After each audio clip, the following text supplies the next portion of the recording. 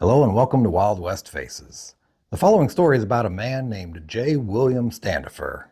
He had the nickname of Little Bill Standifer. However, Little Bill was not that little when it came to his reputation. See, he started off working for a rancher, and when he was confronted with trouble, he wasn't the kind to back down. Little Bill soon earned himself a big reputation. Listen to this exciting story here on Wild West Faces.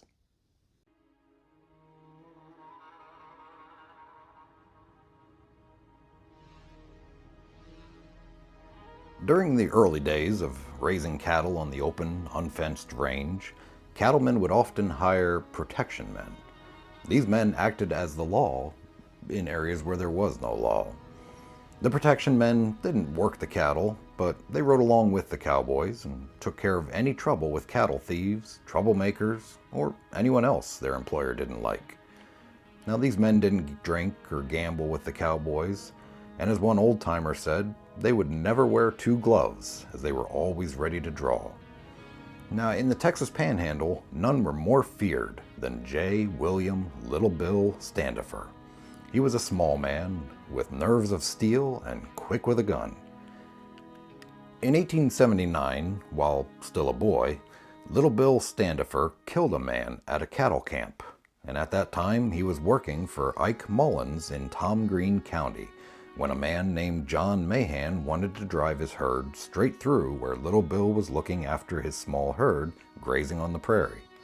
Little Bill rode straight up to the cowboys and told them to go around. Well, Mahan jumped off his horse and tried to bully the boy, but Little Bill stood firm.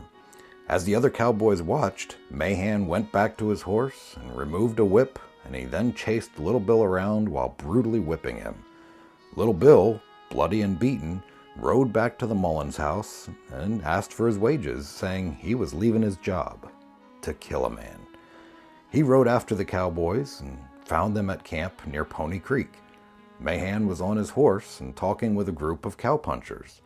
Now, Little Bill rode up at pace straight at Mahan with his gun drawn. Mahan, startled, knew he needed to shoot if he wanted to live, and he shot once as the boy approached.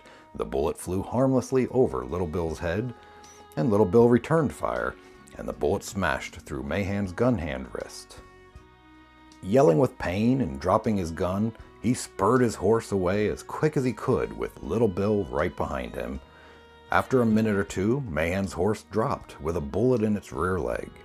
Scrambling to his feet, Mahan started to run, but Little Bill rode up behind him, shooting him twice right in the back. Perhaps through some sort of moral code, the other cowboys didn't pursue Little Bill as he rode off at a gallop over the plains. Now, Little Bill moved on, and he drifted in and out of various cattle crews and ended up at Fort Davis, where he got into a gunfight with 3 black troopers in a saloon. When the smoke had cleared, 2 of the troopers were lying wounded on the floor, and Little Bill was nowhere to be seen. As he grew older, Little Bill became a man not to be messed with, and he was now a protection man whose reputation had become so formidable that cattle thieves often would disappear from a range as soon as they heard he had been hired to patrol it. More often than not, said one old cowboy, Standifer worked himself right out of a job without ever even busting a cartridge. Well, by 1888, demand for protection men had dried up, so Little Bill went for the job of sheriff of Crosby County.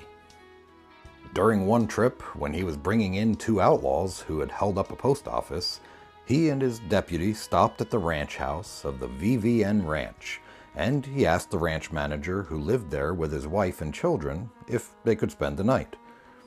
The ranch owner agreed. So after dinner, while Little Bill and the rancher were outside tending the horses, the prisoners talked to the deputy into removing their handcuffs so that they might stretch a bit. But moments after the irons were off, one outlaw jumped at the deputy, knocked him to the floor with a blow to the face, and grabbing the rifle as the deputy struggled to his feet, the desperado fired, hitting the deputy square in the chest. The bullet passed right through the deputy and hit the rancher's wife, who was standing terror-stricken behind him. Despite his wound, the deputy managed to wrestle him to the floor. The other outlaw, meanwhile, had secured Little Bill's double-barreled shotgun. Well, Little Bill, on hearing the shot and the screams of the woman inside the dugout, burst through the doorway only to find his own shotgun pointing at his face. Well, Little Bill froze, and in an instant he watched the outlaw pull on the trigger, and he saw the hammer fall. He fully expected to receive a blast to the face, and he winced. Then he heard a click. It misfired. Before the outlaw could pull back the other hammer, Little Bill snatched it out of his hands, and he proceeded to beat the man into submission. Then he used his own shotgun again to beat the other outlaw, who was still struggling with the wounded deputy. After handcuffing the prisoners, Little Bill and the rancher attended to the deputy's wound. Little Bill knew that the deputy would die if a doctor was not seen, so he saddled 3 horses, had his handcuffed prisoners mount up, and he secured their feet with ropes under the horses, and then he rode into town. He delivered the prisoners to the cells, then he found the doctor and rode back to the ranch. Even with a bullet hole that was just above his heart and a wound that went right through his body, the deputy survived. The rancher's wife, fortunately, had just received a flesh wound, and she also survived. The deputy would often wear his jacket with the bullet hole in it around town as a badge of pride.